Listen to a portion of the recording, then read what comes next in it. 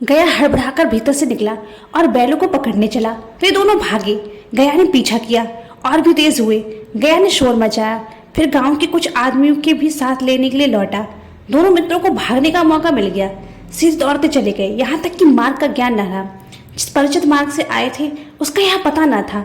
नए नए गांव मिलने लगे। तब दोनों एक खेत के किनारे खड़े को सोचने लगे, अब क्या करना चाहिए। हीरा ने कहा, मालूम होता है राह भूल गए। तुम भी बेतहाशा भागे, वहीं उसे मार गिराना था। उसे मार गिराते तो दुनिया क्या कहती। वह अपना धर्म छोड़ दे, लेकिन हम अपना धर्म क्यों छोड़े। दोनों भूख से व्याकुल हो रहे थे। खेत में मटर खड़ी थी, चढ़ने लगे। रह रहकर आहट ले लेते थे कि कोई आता तो नहीं। जब पेट भर गया, दोनों ने आज़ादी का अनुभव किया तो मस्त होकर उछलने कूदने लगे। वह दोनों डकार ली, फिर सींग मिलाए और एक दूसरे को ठेलने लगे। मोती ने हीरा को कई कदम पीछे हटा दिया, यहाँ तक कि वह खाई में गिर गया। तब उसे भी क्रोध आया, संभल कर उठा और मोती से मिल गया। मोती ने देखा खेल में झगड़ा हुआ जाता है तो किनारे हट गया। अरे यही क्या, कोई सांड डॉक्टर चला आ रहा है। हाँ सांड ही है। वह सामने आ पहुंचा। दोनों मित्र बगले झांक रहे हैं। सांड पूरा हाथी है, उससे भिड़ना जान से हाथ धोना है, लेकिन ना भिड़ने पर भी जान बचती नजर नहीं आती। इन्हीं की तरफ आ भी रहा है। कितनी भयंकर सूरत है। मोती ने मूक भाषा में कहा, पूरे फंसे, जान न बचेगी, कोई उपाय सोचो। हीरा ने चंद्र स्वर में कहा, अपने घमंड में भूला हुआ है, आज जो विनती न सुनेगा, भाग क्यों ना चले। भागना कायरता है तो फिर यहीं मरो, बंदा तो 9 2 11 होता है। और जो दौड़ाए तो फिर कोई उपाय सोचो जल्द। उपाय यह है कि उस पर दोनों जने एक साथ चोट करें। मैं आगे से रगेता हूँ, तुम पीछे से रगे दो। दोहरी मार पड़ेगी तो भाग खड़ा होगा। मेरी ओर झपटे, तुम बगल से उसके पेट में सींग घुसेड़ देना। जान जोखिम है पर दूसरा उपाय नहीं है। दोनों मित्र जान हथेलियों पर लेकर लपके। सांड को भी संगठित शत्रुओं से लड़ने का तजुर्बा न था। वह तो एक शत्रु से मल्ल युद्ध करने का आदी था। जो ही हीरा पर झपटा, मोती ने पीछे से दौड़ाया। सांड उसकी तरफ मुड़ा तो हीरा ने रगेदा। सांड चाहता था कि एक एक करके दोनों को गिरा ले, पर ये दोनों भी उस्ताद थे, उसे वह अवसर न देते थे। एक बार सांड झल्ला का हीरा का अंत कर देने के लिए चला कि मोती ने बगल से आकर पेट में सींग भोंक दिया। सांड क्रोध में आकर पीछे फिरा तो हीरा ने दूसरे पहलू में सींग चुभा दिया। आखिर बेचारा जख्मी होकर भागा और दोनों मित्रों ने दूर तक उसका पीछा किया, यहाँ तक कि सांड बेदम होकर गिर पड़ा। तब दोनों ने उसे छोड़ दिया। दोनों मित्र विजय के नशे में झूमते चले जाते थे। मोती ने अपनी सांकेतिक भाषा में कहा, मेरा जी चाहता था कि इसे यहीं मार डालूं। हीरा ने तिरस्कार किया, गिरे हुए बैरी पर सींग न चलाना चाहिए, यह सब ढोंग है, बैरी को साथ ऐसा ही करना चाहिए। अब घर कैसे पहुंचेंगे वह सोचो, पहले कुछ खा लें तो सोचें। सामने मटर का खेत था ही, मोती उसमें घुस गया। हीरा मना करता रहा पर उसने एक न सुनी। अभी 2 ही 4 ग्रास खाए थे कि 2 आदमी लाठी के लिए दौड़ पड़े और दोनों मित्रों को घेर लिया। हीरा तो मेरे पर था, निकल गया। मोती सींचे हुए खेत में था, उसके खुर कीचड़ में धंसने लगे। ना भाग सका, पकड़ लिया। हीरा ने देखा संगी संकट में है तो लौट पड़ा, फंसेंगे तो दोनों साथ फंसेंगे। रखवालों ने उसे भी पकड़ लिया। प्रातःकाल दोनों मित्र कांजी हाउस में बंद कर दिए गए। दोनों मित्रों को जीवन में पहली बार ऐसा साबिका पड़ा कि सारा दिन बीत गया और खाने को एक तिनका भी न मिला। समझ में ना आता था यह कैसा स्वामी है। इससे तो गया भी अच्छा था। यहाँ कई भैंसें थीं, कई बकरियां, कई घोड़े, कई गधे, पर किसी के सामने चारा न था। सब जमीन पर मुर्दों की तरह पड़े थे। कई तो इतने कमजोर हो गए थे खड़े भी ना हो सकते थे। सारा दिन दोनों मित्र फाटक की ओर टकटकी लगाए ताकते रहे, पर चारा लेकर कोई ना आता दिखाई दिया। तब दोनों ने दीवार की नमकीन मिट्टी चाटनी शुरू की, पर इससे क्या तृप्ति होती। रात को भी जब कुछ भोजन न मिला तो हीरा के दिल में विद्रोह की ज्वाला दहक उठी। मोती से बोला, अब तो नहीं रहा जाता मोती।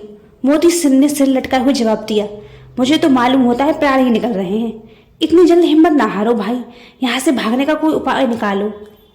आओ दीवार तोड़ डालें। मुझसे तो कुछ नहीं होगा, बस इसी बूते पर करते थे, सारी एकड़ निकल गई। बारी की दीवार कच्ची थी, हीरा मजबूत था ही।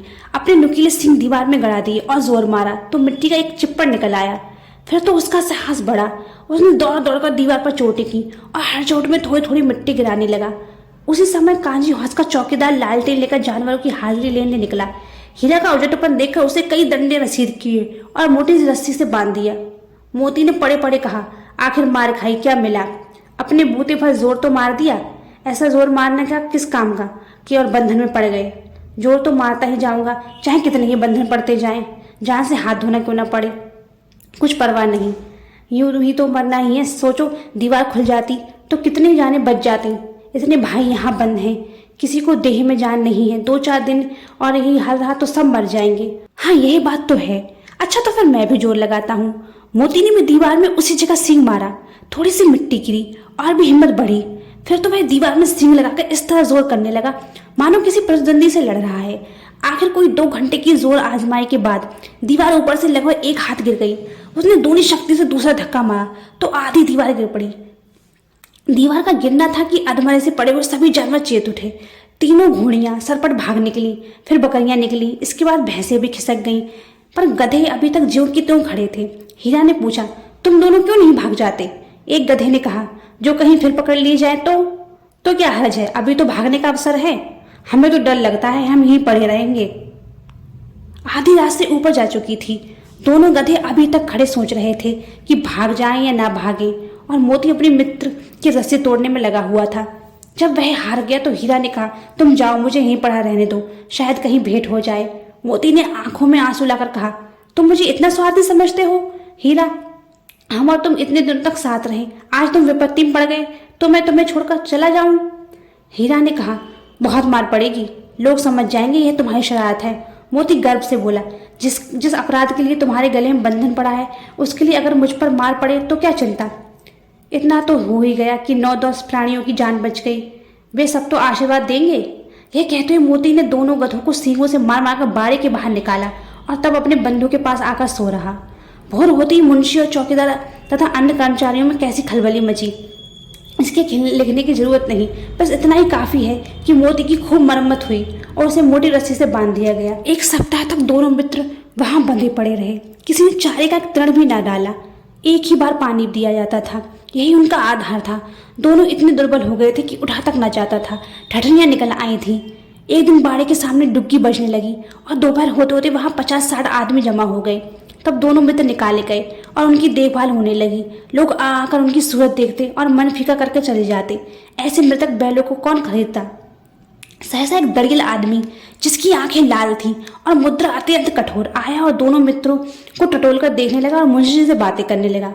उसका चेहरा देखकर अंतर्ज्ञान से दोनों मित्र के दिल कांप उठे। वह कौन है और उन्हें क्यों टटोल रहा है, इस विषय में उन्हें कुछ संदेह ना हुआ। दोनों ने एक दूसरे को भीत नेत्रों से देखा और सिर झुका लिया। हीरा ने कहा, गया के घर से नाहक भागे, अब न जान बचेगी। मोती ने अश्रद्धा के भाव से उत्तर दिया, कहते हैं भगवान सबके ऊपर दया करते हैं, उन्हें हमारे ऊपर दया क्यों नहीं आती? भगवान के लिए हमारा मरना जीना दोनों बराबर हैं।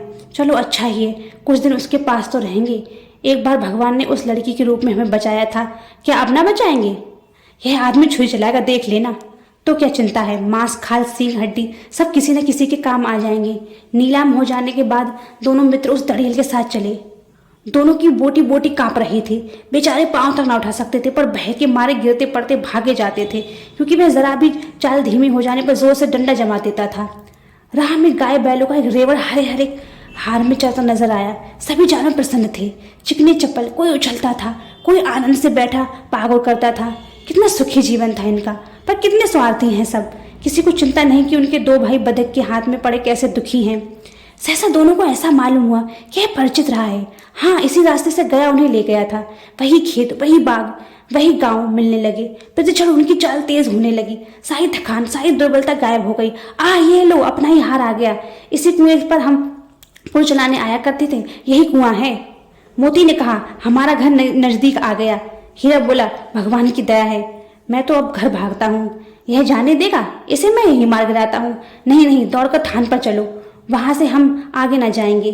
दोनों उन्मत्त होकर बछड़ों की भांति कुलेले करते हुए घर की ओर दौड़े। वह हमारा थान है। दोनों दौड़कर अपने थान पर आए और खड़े हो गए। दरियल भी पीछे पीछे दौड़ता चला आता था। झूरी द्वार पर बैठा धूप खा रहा था। बैलों को देखते ही दौड़ा और उन्हें बारी बारी से गले लगाने लगा। मित्रों की आंखों से आनंद के आंसू बहने लगे। एक झूरी का हाथ चाट रहा था। दरियल ने जाकर बैलों की रस्सियां पकड़ ली। झूरी ने कहा, मेरे बैल हैं, तुम्हारे बैल कैसे? मैं मवेशी खाने से नीलाम लिए आता हूँ। मैं तो समझता हूँ चुराए लिए आते हो। चुपके से चले जाओ, मेरे बैल हैं, मैं बेचूंगा तो बिकेंगे। किसी को मेरे बैल नीलाम करने का क्या अधिकार है? जाकर थाने में रपट कर दूंगा। मेरे बैल हैं, इसका सबूत है कि ये मेरे द्वार पर खड़े हैं। दरियल झल्लाकर बैलों को जबरदस्ती पकड़कर ले जाने के लिए आगे बढ़ा। उसी वक्त मोती ने सींग चलाया। दरियल पीछे हटा, मोती ने पीछा किया। दरियल भागा, मोती पीछे दौड़ा। गांव के बाहर निकल जाने पर वह रुका, पर खड़ा दरियल का रास्ता देख रहा था। दड़ियल दूर खड़ा धमकियां दे रहा था, गालियां निकाल रहा था, पत्थर फेंक रहा था और मोदी विजयी शूर की भांति उसका रास्ता रोके खड़ा था। गांव के लोग ये तमाशा देखते थे और हंसते थे। जब दड़ियल हार कर चला गया तो मोती अकड़ता हुआ लौटा। हीरा ने कहा, मैं डर रहा था कहीं तुम उसे गुस्से में आकर मार ही ना बैठो। अगर वह मुझे पकड़ता तो मैं क्या उसे छोड़ देता? अब ना आएगा, अब आएगा तो दूर से ही खबर लूंगा, देखूं कैसे ले जाता है। जो गोली मरवा दे मर जाऊंगा पर उसके काम तो ना आऊंगा। हमारी जान को कोई जान ही नहीं समझता, इसीलिए कि हम इतने सीधे हैं। जरा देर में नादों में खली, भूसा, चोकर और दाना भर दिया गया और दोनों में तक खाने लगे। झोली खड़ा दोनों को सहला रहा था और 20 लड़के तमाशा देख रहे थे। सारे गांव में उस उत्साह सा मालूम होता था। उस समय मालकिन ने आकर दोनों के माथे चूम लिए।